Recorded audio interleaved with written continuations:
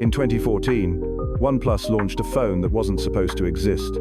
Top-tier specs, clean software, and a price that made Apple and Samsung look exposed. It didn't just disrupt the market, it embarrassed it. Today, that same company is fading fast, losing its most important market and the fans who once defended it like a religion. This is how OnePlus built a cult and then quietly destroyed it. Most phone companies fail because no one notices them. OnePlus failed for the opposite reason. They were noticed too clearly.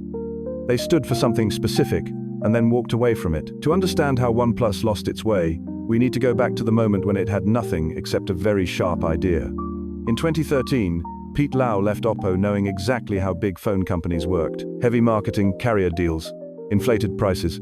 Carl Pei brought something different to the community. Forums, tech fans, online culture. Together, they asked a dangerous question. What if we built a phone that felt like a flagship without charging flagship money? At the time, flagship meant the best processor, strong build quality, clean software, and smooth performance. That usually meant $700 or more. Their insight was simple. Most people didn't need 100% of that experience. They needed 80–90% at half the price. So in 2014, OnePlus launched the OnePlus One, and on paper, it looked unreal. The OnePlus One wasn't just cheap. It was strategic. $299 bought you a Snapdragon 801 processor, 3 GB of RAM, a sharp 1080p display, a big battery, and solid cameras. At the time, that spec list belonged to phones twice the price. But hardware alone wouldn't have been enough. The real unlock was software. Instead of bloated Android skins packed with duplicate apps, OnePlus shipped the phone with OxygenOS, clean, fast, and close to stock Android, but with power user features built in. For Android fans who hated clutter, this felt like oxygen.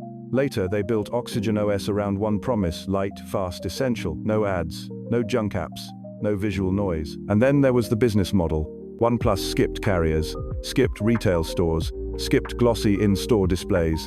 Almost all sales happened online, directly from OnePlus. That alone cut massive costs and let them put the money into the phone instead of marketing. But there was a problem. Apple and Samsung were spending hundreds of millions on advertising. OnePlus had almost nothing. So they did something smarter. They let the internet do the work. Tech forums, Reddit threads, YouTube reviewers. If you were into phones, OnePlus found you. And then came the move that turned interest into obsession. After the OnePlus One, the formula kept working. OnePlus released the 2, the 3 tons, the 5 tons, then the 6. Each generation brought faster chips, better displays, improved cameras, and absurdly fast charging.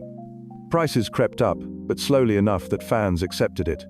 A $399 phone became $449, then $479, then $529, still cheaper than Samsung, still cheaper than Apple, and most importantly, OxygenOS stayed clean. That mattered more than specs. OnePlus wasn't just competing on hardware, they were competing on philosophy. While Samsung packed phones with features most people never used, OnePlus focused on speed, smoothness, and restraint.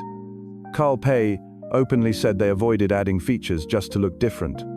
The goal was to stay essential, not flashy. For enthusiasts, that restraint felt rare. For a few years, OnePlus sat in a perfect middle ground, too premium to be lumped in with budget brands, too affordable to be compared to Apple. But success created pressure. As sales grew, expectations changed. Reviewers stopped saying for the price and started comparing OnePlus directly to Samsung's best phones. And once that happened, the cracks became harder to ignore. Cameras were good, but not great. The software was fast, but sometimes buggy.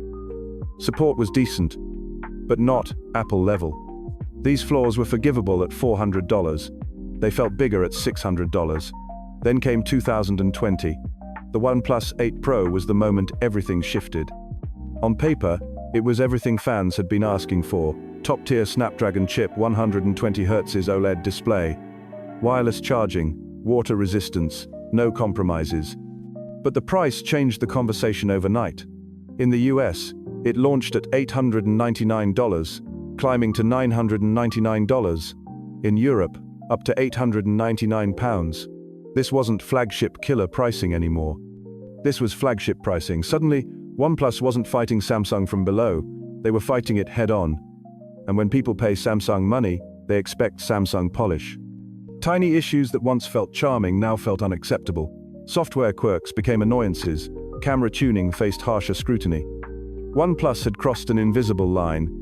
At the same time, the company tried to keep its old audience with a new move, the OnePlus Nord. A cheaper phone, mid-range specs, lower price. On paper, it made sense. In reality, it created confusion. For years, OnePlus had one clear identity: high-end experience for less money. Now the lineup asked an uncomfortable question: was OnePlus a premium flagship brand or a value brand again? The answer wasn't clear, and fans noticed. Then something even more worrying happened.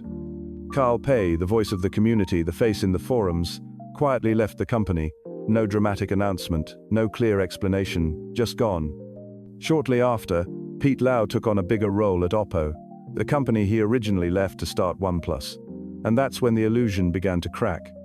OnePlus had always felt independent. But now, it was becoming clear they were drifting back into the orbit they once escaped. And that set the stage for the most damaging change of all. In early 2021, the rumors became official. OnePlus and Oppo merged their hardware, R&D teams. From a business point of view, it made sense. Shared suppliers, shared engineering, faster development, lower costs. But to longtime fans, this wasn't efficiency, it was a warning. Then came the announcement that really shook people. OxygenOS and ColorOS would share a common codebase. On paper, OnePlus said nothing would change. OxygenOS would stay clean, no ads, no heavy bloat. Same philosophy. But fans had heard this story before. ColorOS had a reputation for being crowded, flashy, and heavy. Exactly the opposite of why people chose OnePlus in the first place. So when updates started rolling out, the fear turned into reality. Menus changed, animations felt different, settings became more crowded. It wasn't bad software, it just wasn't OnePlus anymore. Worse, updates became messy. Bugs appeared, battery drain complaints grew, camera behavior became inconsistent. None of this alone would have killed the brand, but together, it broke the most important promise OnePlus ever made: fast and smooth. By the time OnePlus quietly walked back the unified OS language, the damage was already done. OxygenOS still existed in name, but the trust behind it was gone. And without trust, the brand had nothing left to protect it. Globally, OnePlus was never a giant. It floated around 2–3% market share, surrounded by monsters like Apple, Samsung, Xiaomi, Vivo, and Oppo. But OnePlus didn't need to win everywhere. It just needed to dominate one place. That place was India. India wasn't just another market, it was the market where OnePlus made sense. People wanted premium Android phones without iPhone prices. For years, OnePlus owned that lane. By 2023, it controlled over 20% of the premium Android segment in India. Then everything unraveled. It started with what became known as the Green Line issue. After updates or regular use, users began seeing permanent vertical green lines on their displays. Once it appeared, it never went away. And this wasn't a rare edge case. Reports spread fast. OnePlus responded with a lifetime display replacement program. On paper, that sounded generous. In reality, it created chaos. India is still heavily dependent on offline phone retail. When customers returned angry, it wasn't OnePlus handling the fallout.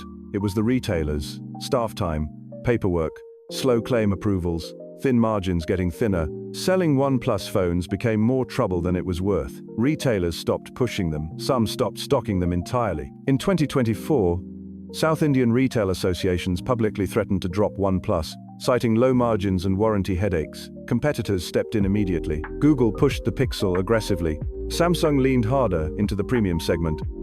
OnePlus watched its strongest market collapse. The numbers were brutal. Premium Android share in India fell from 21% in 2023 to around 6% in 2024.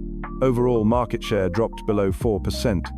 And remember, India made up roughly a third of OnePlus's entire business. That wasn't a setback. That was structural damage. There was still one chance left. The 13 tons, a compact design, strong specs. The kind of phone forums were actually excited about. Then came the announcement. No US launch, no Europe launch. The regions that built the OnePlus brand were suddenly told they weren't a priority. For a company that survived on community loyalty, that decision landed like a slap. OnePlus had drifted into the middle, and the middle is where brands disappear. OnePlus didn't fail because it made bad phones, it failed because it forgot who it was for. The brand was built on a clear promise: flagship performance, clean software, and fair pricing. That promise felt real when the phone cost $299. When OxygenOS was genuinely different, when the founders were present and listening. Over time, OnePlus chased the very companies it was supposed to challenge. Prices climbed, software blurred into color OS, the community voice faded. Today, OnePlus isn't dead, but it's no longer special. And in tech, being ordinary is the fastest way to disappear.